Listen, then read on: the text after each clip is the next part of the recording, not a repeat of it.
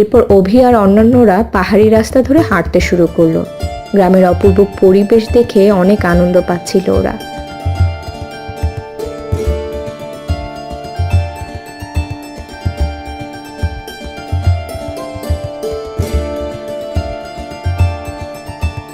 তাই হাঁটতে হাঁটতে ওদের প্রাসাদে যাওয়ার কথা মনেই থাকে না। ওরা গ্রামের ভিতরে চলে যায়।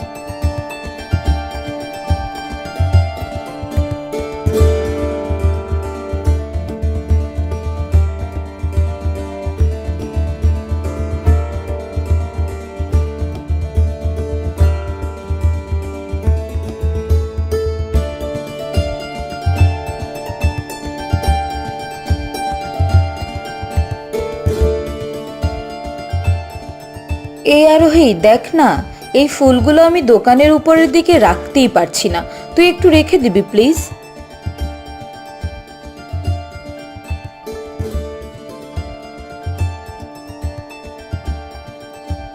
দে আমায় ফুলগুলো। তোর দ্বারা যদি একটা কাজ হয়, সব কিছুতেই শুধু আরোহী আরোহী, তাই না? নিজে একটু বুদ্ধি খাটাতে পারিস না? এখানেই তো চেয়ারটা রয়েছে, এটার উপরে উঠেই তো ফুলগুলো রাখা যায়। দাঁড়া, আমি রাখছি।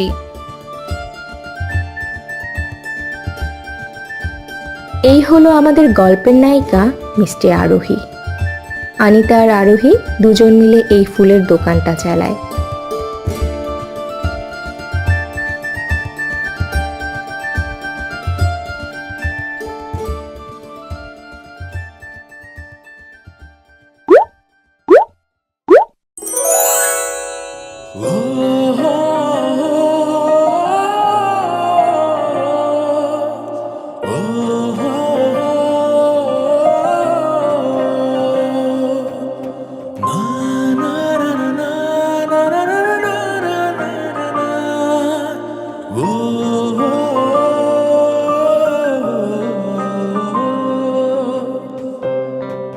এত সুন্দর কোনো মেয়ে কিভাবে হতে পারে?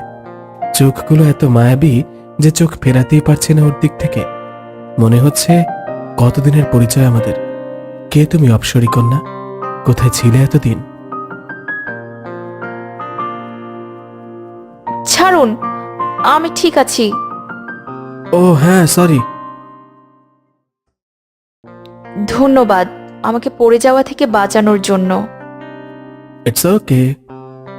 আপনাদের তো দেখে মনে হচ্ছে এলাকায় নতুন, কোথায় এসেছেন? আসলে গ্রামে প্রথম এলাম, প্রাসাদে যাওয়ার রাস্তায় খুঁজে পাচ্ছি না। কাইন্ডলি বলবেন প্রাসাদটা কোন দিকে? ওহ আচ্ছা, ঠিক আছে, আসুন, আমি আপনাদের প্রাসাদের রাস্তা দেখিয়ে দিচ্ছি। আসলে আমরাও এখন প্রাসাদেই যাচ্ছিলাম ফুল দিতে। থ্যাঙ্কস।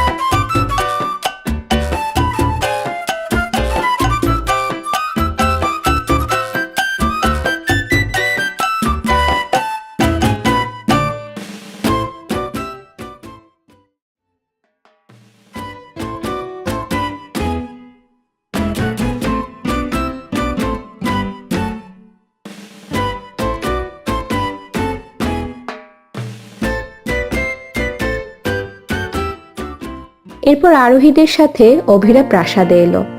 সারাটা পথ অভি শুধু মেয়েটার দিকেই তাকিয়েছিল আর ভাবছিল, মেয়েটা এমন কি মায়া জানে যে তার কারণে আমি ওর দিক থেকে চোখ সরাতে পারছি না।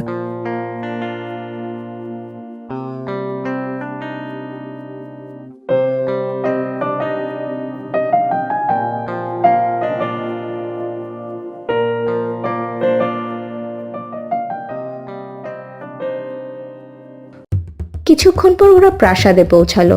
প্রাসাদে আসার পর আরোহীরা ফুল দিয়ে চলে গেল।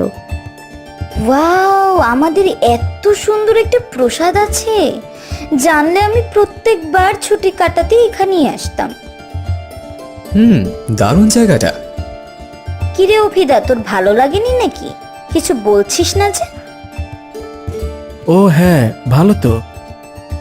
বুঝলি অনু, অভি এখন অন্য দুনিয়ায় ডুবে আছে, এসব কিছু খেয়াল করেনি। ও যে কথায় বলে না, প্রথম দেখাতেই ভালোবাসা, অভি এখন ডুবে ডুবে জল খাচ্ছে।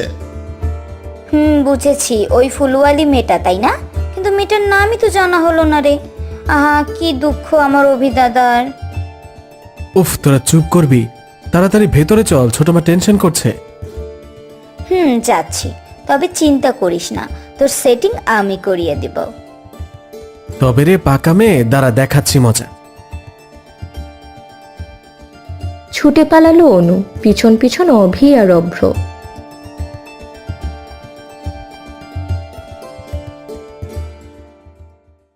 অন্যদিকে প্রাসাদে পৌঁছেই নিজেদের রুমে বসে ড্রিঙ্ক করা শুরু করে দিয়েছে রাহুল, অনিক, আকাশ আর সায়ক। আচ্ছা, আমাদের সিক্রেটটা সবার সামনে যদি এসে যায় তাহলে কি হবে ভেবেছিস তোরা? আরে ফালতু ফালতু টেনশন নিস না তোরা। সেই রাতে আমরা 4 জন, আর ওই মেয়েটা ছাড়া চারপাশে কেউ ছিল না। যে আমাদের দেখলে বুঝবি কোনো প্রমাণ নেই আমাদের বিরুদ্ধে, শুধু মেয়েটাই দেখেছিল। কিন্তু ও তো এখন স্বর্গে বসে তারা গুনছে। সো চিল গাইস। চিয়ার্স।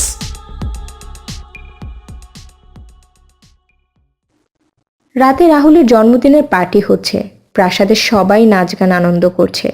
কিন্তু রাঙামাটি পাহাড়ের মন্দিরে বসে 2 ছায়ামূর্তি কারোর জন্য ভয়ঙ্কর মৃত্যু জাল বুনছে। আজ রাত থেকে শুরু হবে আমাদের প্রতিশোধ, ভয়ঙ্কর মৃত্যুর খেলা, যেটা ওই 4 জন শুরু করেছিল। সেই খেলা শেষ করব আমরা।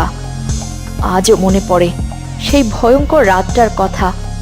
কতটা নৃশংসভাবে ওরা মেরেছিল অন্তরাকে। সবকটা আঘাত গুনে গুনে ফেরত দেব ওদের। কি দোষ ছিল আমাদের অন্তরার? হ্যাঁ আরোহী, আমরা ওদের কাউকে ছাড়বো না। যেভাবে কষ্ট দিয়ে ওরা অন্তরাকে মেরেছিল, আমরা ওদের সেভাবে মারব। নাগিনের বিষ কতটা ভয়ঙ্কর সেটা ওরাও বুঝবে এবার। সময় এসে গেছে প্রতিশোধ নেয়ার। সেদিন ছিল অঘোরী অমাবস্যা। 15 বছর পর পর এই রাতটা আসে। সেই রাতে নাগনাগিনীর কোনো শক্তি থাকে না, সবাই সাধারণ মানুষের মতো শক্তিহীন হয়ে পড়ে। আরোহী আর আনিতা ছোটবেলা থেকে অন্তরাদের সাথেই থাকে। অন্তরার মা ছোটবেলায় শেষনাগের মন্দিরে কুড়িয়ে পায় আরোহীকে, আর আনিতা ওনার নিজের বোনের মেয়ে। অন্তরা আর ওর মা ক্ষত্রিয় জাত নাগ হওয়ায় শেষনাগ মন্দিরের সেবিকা হিসেবে পরিগণিত হয়, তাই ওরা নাগলোকের বাইরেই থাকে। অন্তরার মাকে ওরা মাসি বলে ডাকে। ওরা নাগিন হলেও নাগপুরের সাধারণ মানুষের মতোই জীবনযাপন করে, মন্দিরের খেয়াল রাখার জন্য। সামনের পূর্ণিমার পর আরোহী নাগলোকে যাওয়ার অনুমতি পাবে। ওই রাতে আরোহী আর আনিতা রাঙামাটি পাহাড়ের মন্দিরে যায় শেষনাগের আরাধনা করার জন্য। ওদের আসতে দেরি হয়, অন্তরা ওদের খুঁজতে বেরিয়ে পড়ে জঙ্গলের পাহাড়ি রাস্তা ধরে।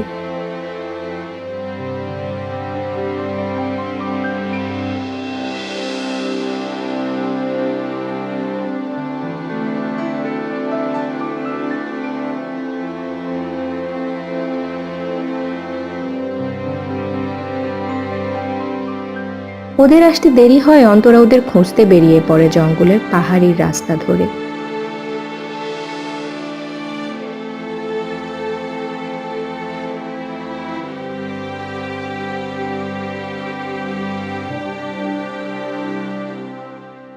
এদিকে হ্যাং আউট করার জন্য রাহুল, অনিক, সায়ক আর আকাশ সেদিন নাগপুরে আসে। ওরা প্রাসাদের বাইরে জঙ্গলের ধারে বসে ড্রিঙ্ক করছিল। ঠিক সেই সময় অন্তরা ওদের পাশ দিয়ে যাচ্ছিল। হঠাৎ অন্তরা খেয়াল করলো কয়েকজন ছেলে জঙ্গলে বসে মাতলামি করছে, যা ওদের নাগপুরে কেউ করে না। অন্যদিন হলে অন্তরা ওদের বুঝিয়ে দিত যে ওদের গ্রামে সব চলে না, কিন্তু আজ ওর কোনো শক্তি না থাকায় এড়িয়ে যাচ্ছিল ওদের পাশ দিয়ে। ঠিক তখনই রাহুল অন্তরাকে দেখতে পেল।